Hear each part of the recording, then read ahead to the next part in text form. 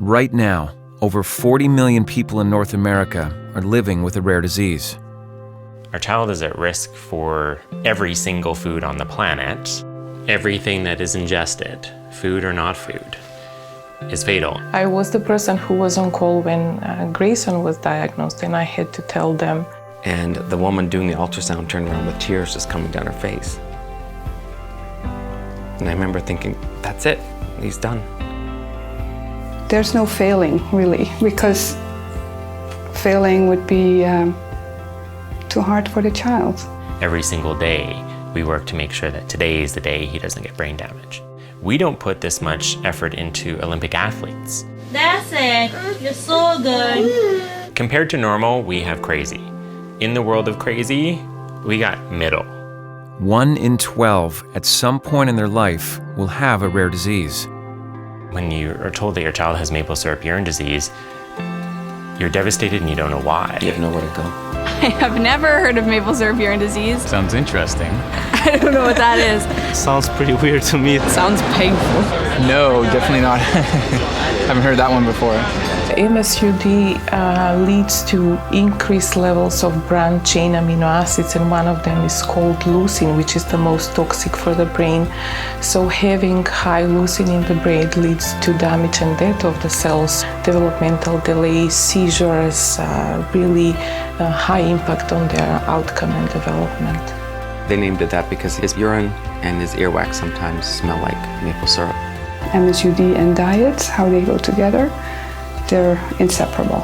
We need to make sure that we give him the exact amount of leucine through fruits and vegetables that we've been told his body will need for that 24 hours. Not a milligram more, not a milligram less. So he's never had a meal ever where he was able to eat more or eat less than what was exactly measured out for him.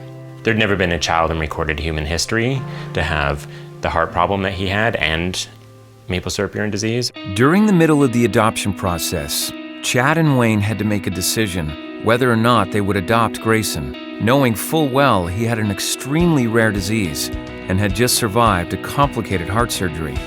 They couldn't tell us if he had already had brain damage. And all I could think about was if we don't take him, nobody's gonna take him. Because on paper, he's a nightmare. I think the measuring of the formulas in the first week is probably the easiest. She challenged us immediately to don't just let the fear overtake you. You know, you can do it. You just have to decide you can do it. We needed somebody to say, you know, snap out of it, because guess what? You're a parent now. Like, you don't have a choice now. So what are you gonna do about it? I didn't expect myself to find myself in this rare disease world. I didn't know how many of us there were. Wayne and Chad joined our group almost a year ago, I think. They've been a great addition to the group. They're always there, ready to support other people and to have ideas. They're the only other people that understand. If you choke up a bit, people choke up with you, you know? That makes me choke up. You just have somebody you can relate to. It's a rare meeting when one of them isn't there. The good-looking one came, the smart one's at home, so I'm happy about that. Our son has maple syrup urine disease. Somebody piped up and said, "Best name ever." And I thought, oh, I think I'm actually gonna like it here. You hear other people's stories and you know what's going on in their lives, and you think, okay, well, we can do this. If they can do that, we can do this, right? It's just much more like family. It's a whole new family, really, for us. We're assuming that there's just those kind of top 10, top 20 kind of conditions or diseases. People don't walk around with that "hi, I have," you know, badge on them. But now I know. Yeah, people aren't as healthy as you think they are.